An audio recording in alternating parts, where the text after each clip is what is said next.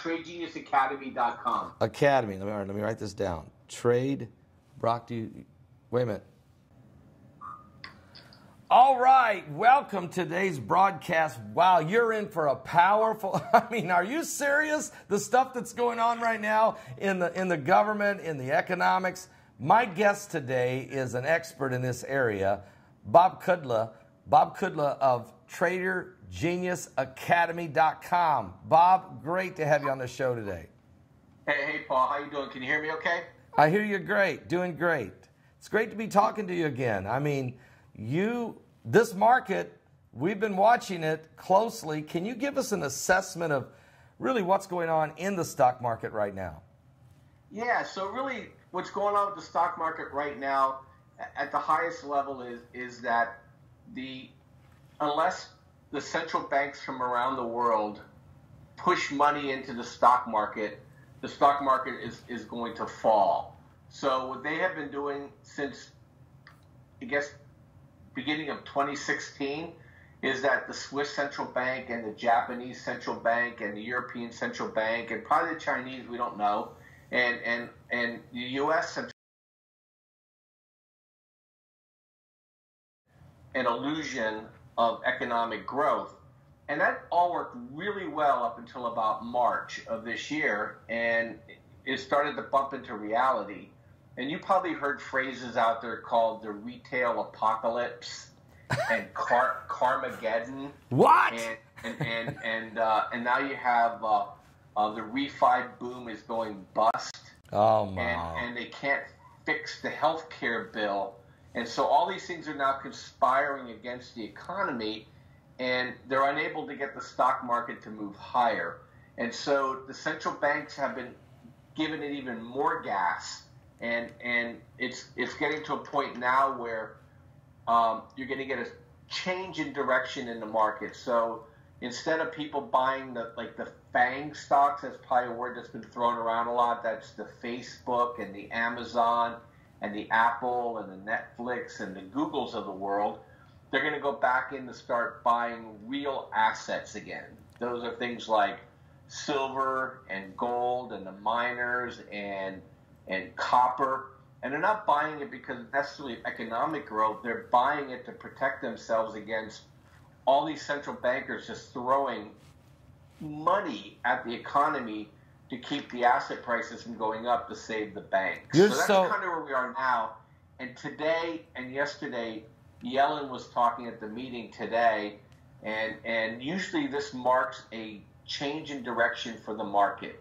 4 times in the last 24 years, when she gives a speech like this, not she, but the central banks, yesterday you had the market up, gold up, oil up, bonds up.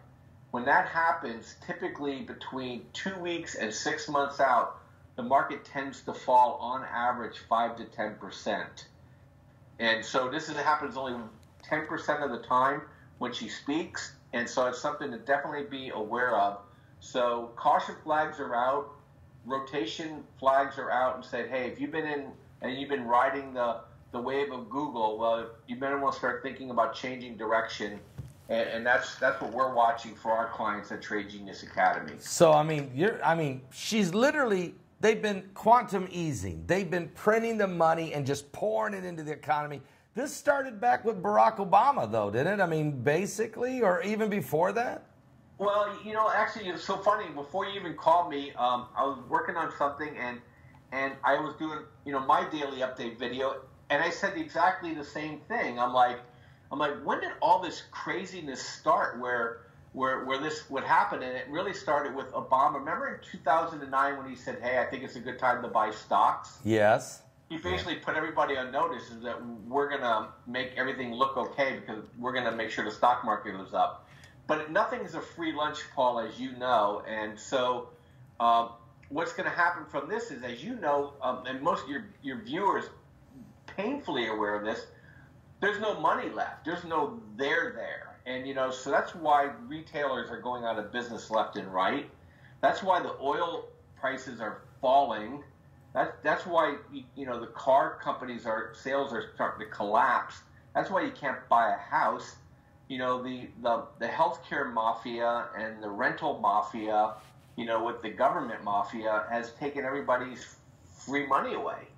And I mean free, I mean your money that you get to spend after you pay the have-to-haves. It's all gone. And wow. So now they're flailing, and when they start flailing like this, that's usually when you get inflation in the market that you don't want. The things that you need to live on will start going up in price, and it's going to cause a lot of problems in the market, Paul. And you see it with food. Food prices at the agricultural level are up 10% so far this year. And we talked about this before with the global cooling happening, and it is happening. You can just see it around the world, is that this is just the start of the food prices going up. And so it's going to be a pretty interesting 12 to 18 months coming forward. So when you think about Janet Yellen, she was chosen, they fired Ben Bernanke after one of those Bilderberg meetings. It was like the next week. He's gone. Janet Yellen takes over, and it seems as if the insanity, the decision she's making, it doesn't even make sense. It's like they're just telling her, go ahead and turn the machine on, print money, throw it out into the market, which is creating, certainly making our currency be less valued. And now you're saying, now there's even less of the less valued money left. So things are going to really get concerning. What about Trump in his policies of cutting taxes, if he could ever get the Congress in the swamp to get around to it? Do you see that happening? And if it does, do you see that helping? Yeah, so let's talk about that. Let's go back to Yellen real quick too. I think it's important to know is that what looks like insanity to us is perfectly rational policies for people who are stealing from you and me. So what they're doing is they're taking money that they created out of thin air, Paul. Right? They didn't work for this money. They go in there and they press a button. Presto, you have $1 trillion. Okay? They turn around with that money and they lend it to the banks at 0% interest. All right. The banks turn around and they can leverage that money 10 times. And then they turn around and they buy real things with the money that they got for free that the Federal Reserve got for nothing. So now they own all these assets. Wow. And so if they let everything go down, Paul, that means the banks go bankrupt. So she's perfectly rational in their irrational world of it's all for them. So whenever the Federal Reserve talks about they're doing these policies for us, absolutely not. It's always for them. Them and only them, ever only them. They work for the bank and they work for the government. Those are their bosses. And so you get to a point where it doesn't work, and they're at that point right now where bad things start to happen from these policies. And we had precedent for this, Paul. We had, obviously, you saw it in 2007 and 2008 with the crash, but we had it in 2011 when food prices started to rise around the world. They had to stop their insane policies then because people were actually starving because they couldn't buy the food because they were connected to a dollar that was collapsing. And they had to strengthen the dollar, which caused our stock market. If you remember, that's when our stock market went through that they called it the taper tantrum. Where all of a sudden in 2011 we had this big sell-off because they were afraid the food prices were going to actually just cause the whole Arab world to erupt because they can't grow enough food, and so they buy it, and they're all connected to U.S. dollars. So now we have that, but they have another problem because the reason why the stock market shot up with Trump is that the expectation was he was going to fix healthcare, Paul, and he was going to cut taxes. Right. Now, the taxes aren't going to help you and I, okay? The taxes are really designed to reduce corporate income tax. And I'm not making a judgment on this. I'm just going to explain it because there's some good things with it, and there's some things that are simply irrelevant for you and me. Right. And so what happens is the bean counters at Wall Street say, okay, he's going to cut their taxes by 30%. So therefore, I'm going to add that back into the value of the companies, and I'm going to spread that out over the next 6 to 8 years in terms of increased cash flow. And that means more money is going to come back in the United States because they've been hiding it offshore.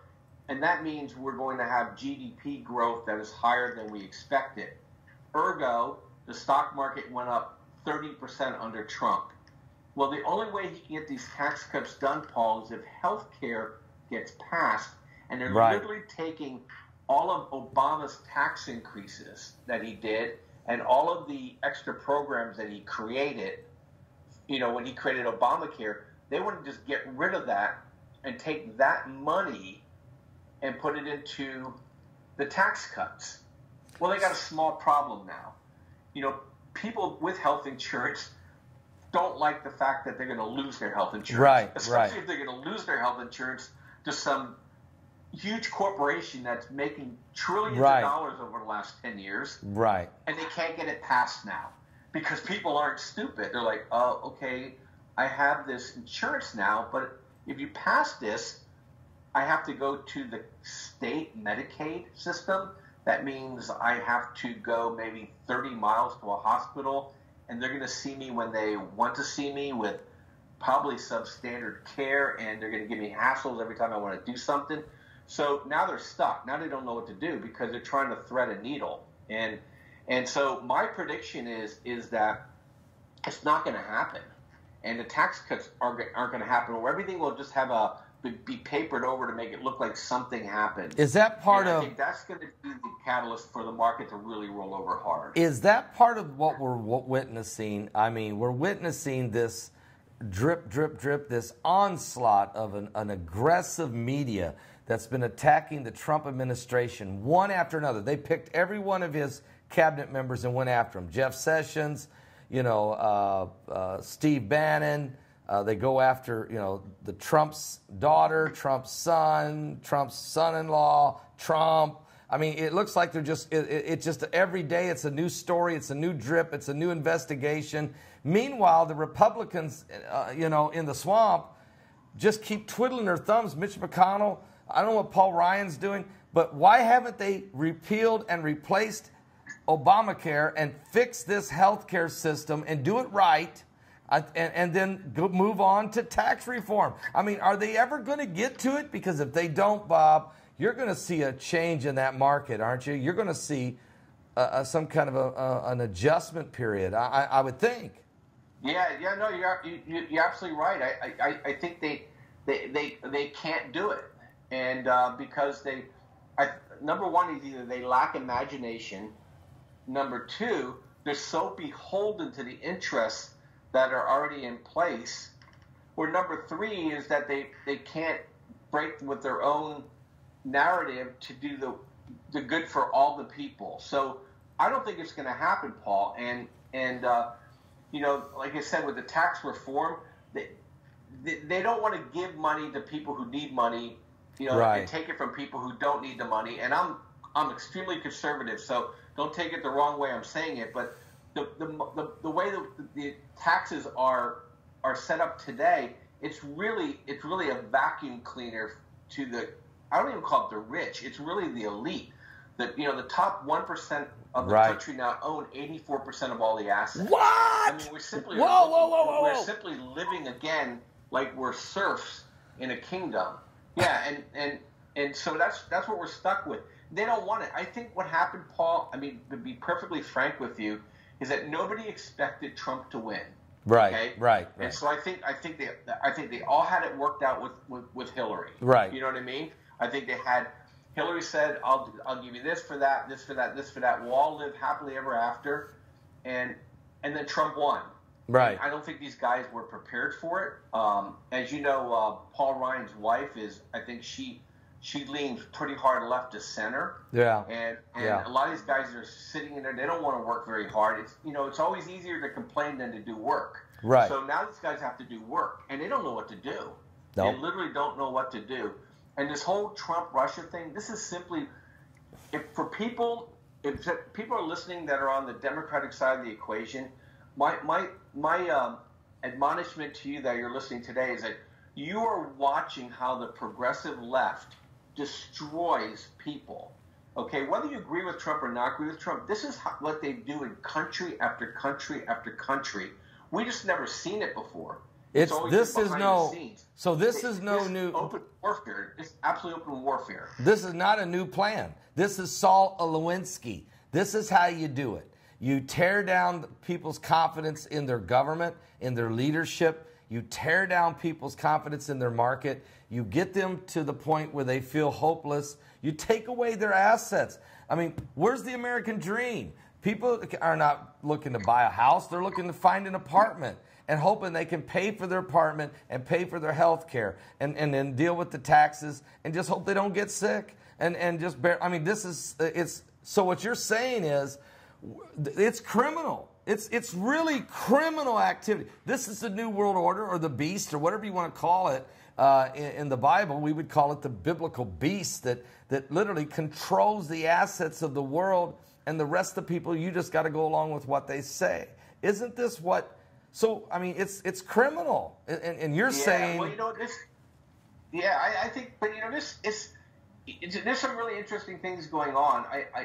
I think, you know, Trump, he's the kind of person... It's a phrase. He doesn't fear men, which means that he is not afraid. So, right. You know, he has personal courage.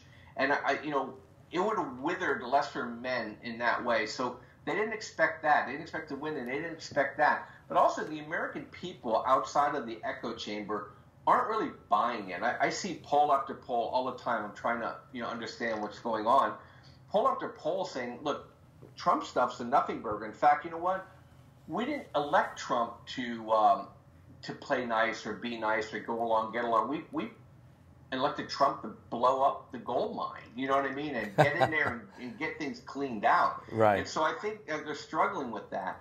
And I think what's happening, Paul, is that I think their timing was off when you talk about the powers that be. I think the Brexit election screwed them up. Oh, yeah. I think what's happening in Central Europe is screwing them up. I think the Muslim invasion into Europe, they let those guys get a little too aggressive too fast. Right. And so all of a sudden people are leaving the reservation on them. So there's hope in the midst of this gloom that I think Thank God. These people they always overreach, Paul, and I think there'll be an opportunity for a snapback, but we're going to get some, as somebody put it, there's probably going to be 18 months worth of social and political upheaval around the world, and which will affect the stock market. You know, I think I agree with you that we're going through this is initial reaction by the elitists, the global elitists. Brexit and Trump's election is just driven them insane. It messed the whole plan up. Hillary was going to walk in, and this thing was going to go to a socialistic, globalistic society. Now what we have is a reaction. It's an angry reaction, a resistant reaction, but that's going to subside. I think Trump's got the fortitude, as well as the American public has the fortitude. The God-fearing people that are watching us right now have the fortitude and the faith that we're going to overcome this, and there's going to be a turnaround. And I think I'm hearing it in your voice. Is that what Trade Genius Academy, is that what you do? Do you help people see beyond the horizon and to begin to restructure maybe their portfolio? Yeah, well, so what we do at Trade Genius is we do two things. One is we help educate people on how to trade in the stock market, all aspects of the stock market. So you want to trade stocks or options or futures, or you want to trade the new emerging technologies like Bitcoin and binary options. We have experts in all those areas, and we have training classes that we put up. And for you to go ahead and purchase and learn how to trade, and you can go from knowing nothing to being as good as anybody else in terms of your knowledge by the time you're done with those training classes. In addition to that is that we wrote some software that you could purchase and download right onto your computer. It'll actually put arrows right on your screen saying, I think this is probably a good opportunity for you to buy here or a good opportunity for you to sell here. And we call it the day trading money machine, to really help people really understand that you can truly make money nearly every day in the stock market if you follow some really solid rules and you have discipline. And then we also just provide signals out for people in terms of, hey, this is what we're buying today, this is what we're selling today, and try to, help people that can't sit in front of their computer all day just go ahead and make what they're called swing trades that'll go for a week or two, and so on and so forth. And then we have some secular plays, pardon the pun, talking to a pastor here, is in terms of food and energy, agriculture, stuff like that, where we know that things are going to go out for a number of years, and for you to put your money away and be able to handle the inflation that I think is going to come. And then what we're doing for your listeners, Paul, is that we're running a special for any of your listeners today. They can just go to the TradeGeniusAcademy.com website, type in the promo code Make Money, and we give 50% off anything in the store, so that they can take advantage of this. And we take seriously the thing. When Jesus was talking to the disciples, I'll make you fishers of men. Well, we want to make people fishermen and teach them how to fish and trade in the stock market, because somebody may lose their job or they may need to supplement their income, and we want to give them tools where you don't need a whole lot of money to make enough money to make a difference in your life. And so that's what we do at Trade Genius Academy, Paul. And I know I met you. The motivation is to really help educate people to understand, because to the common man, world economies can be very confusing, can be a little even overwhelming, and folks don't know what they should do. I think that it's good that there's somebody who can give them some tools to work with, some understanding, some basic understanding of how things are working out there, and they can plan for the future. And, I always tell people to pray, to really ask God what they should do, to be a responsible Christian, be faithful to the work of the Lord in their giving, and then to work and to look for the opportunities. God will open doors that no man can open. He'll close doors that no man can close. And so it's really how it works in real life, and I just appreciate what you're doing in that. Let me ask you a question. I think that you hit on something. Bitcoin. There's people that I'm looking in my chat room right now, they're saying, how do you cash out of Bitcoin? How do you get Bitcoin, and how do you cash out of it? Can you help us with that? And also the Iraqi dinar. I have brothers and sisters in Christ that own dinar, and they're saying, we're hearing rumors that one day it's going to be devalued. So first, Bitcoin. Tell me about Bitcoin. Okay, so Bitcoin is kind of like the common name for what they call the cryptocurrencies. And so what they are is really the new emerging digital currencies out there, Paul. So they were designed to have allow cross-border, without physical movement of money, anonymous and hack-proof exchange of transactions. So Bitcoin was the first. And the way it works is that you do a transaction on Bitcoin, and there's probably thousands of what they call nodes out there. And when you do a transaction, it gets a number recorded to it. That number gets shared across the whole network at the same time. And there's a number associated with you, and there's a number associated with the transaction. And now nobody can really steal that, because they'd have to be able to hack everybody's site at the same time. So it's very, very, very secure. The other thing that they've done is that they only created so many of these, and they only increase the amount that comes out on a ever-decreasing amount. So it has a scarcity value. So when all money is, Paul, is a medium of exchange that you could trust. So if you have a Bitcoin that you only know they're only ever going to make 22 million of them, and you have a U.S. dollar where Yellen could get drunk one night and press the digital button and create $10 trillion, right?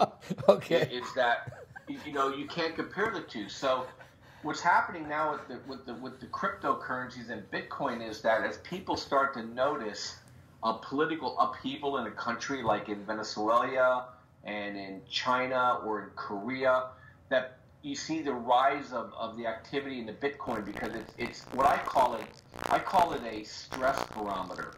When there's stress in a country, you see more people buying the Bitcoin. If there's stress in the currency, you see more people buying the Bitcoin. And so what we do is we have a partner named Phil, who's been trading the cryptocurrency since 2011. And there's a lot of really interesting ways to play this. So, in our training, in our service, it's under the advanced binary option area. We're putting classes together on the cryptos. We'll be done with those in the next 30 or 45 days because the interest has skyrocketed for us. But we have a service right now. It's the Advanced Binary Room where you can go in there, and Phil every day is talking about levels to buy your Bitcoin, levels to sell your Bitcoin, and how you actually get into it in the first place. Is there's brokers out there, the biggest being Coinbase, is where you go, you just, like I do, I buy every month, I buy a cryptocurrency called Ethereum, and so they just debit it out of my bank account, and it goes on my broker just like it is like a stockbroker, and then in there you're allowed to buy and sell the currencies, and then once you're in that brokerage, you can go move to other trading houses that specialize in cryptocurrencies. There's over 700 of them, Paul. They all have very specific niches that they work from, so people can move in and out of them. And so what we do is we tell people, hey, here's a good level to buy. Hey, here's a good level to reduce. Here's you know what, a lot of guys do what they call ratio trading. Hey, if Bitcoin got really high in value and this other one's a little bit lower in value, you can sell the stuff that's high, you can buy something that's lower, and vice versa. And there's even ways you can actually loan your Bitcoin out for high interest rates. And we walk through all those things. So when we charge for that room is especially with the 50% off, it's peanuts compared to what you can make trading cryptos.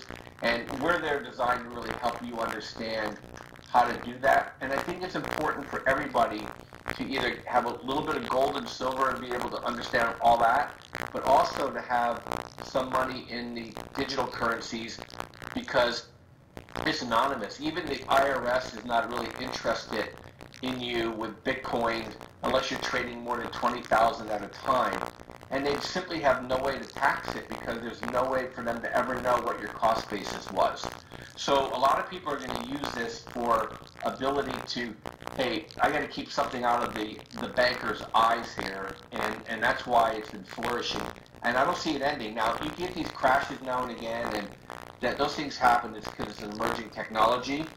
But every time Bitcoin has fallen hard, it's gone up 3 or 4 times the amount from the original heights from before. So this thing's emerging. It's not going away, Paul, and we can help people understand it and make you know, with our knowledge to help them have the knowledge so they can make a lot of money trading it. So that's the Bitcoin question. I'm answering the question. It was right in the chat room there, live. But now one last question for you: the dinar. What do we do with the Iraqi dinar? Is it going to get revalued?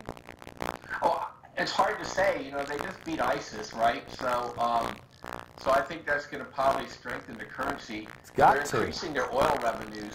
You have to realize the currency is really backed by what is exportable in the country or the value that somebody can make a claim in the country. So for Iraq, it's really, you know, you're not going to buy real estate in Iraq, so you're not going to really be able to tax the people. But you look at the oil revenues. If the oil revenues continue to rise in Iraq, then I think the dinar is fine.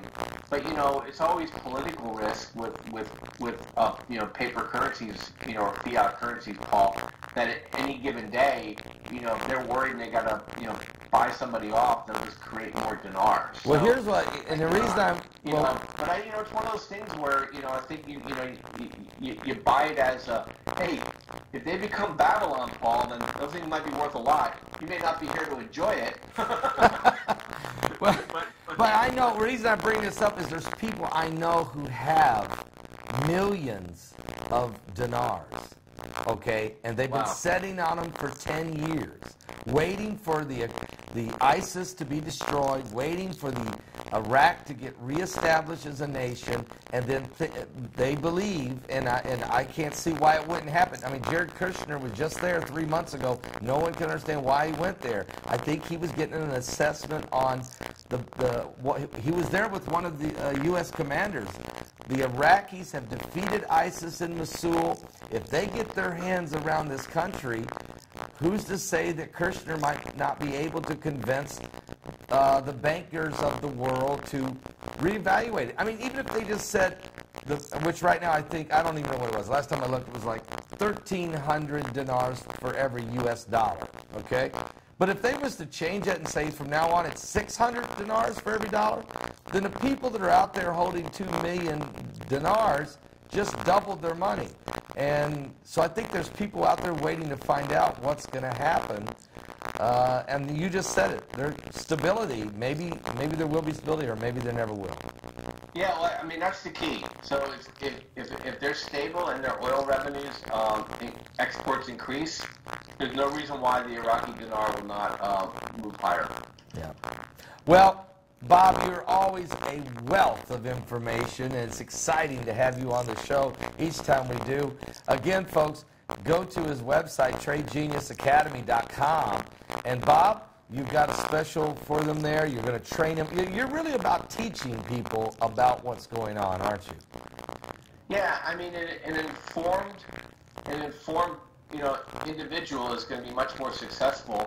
And so we always put that mindset is that the more you know about what you're going to do, the better you're going to be.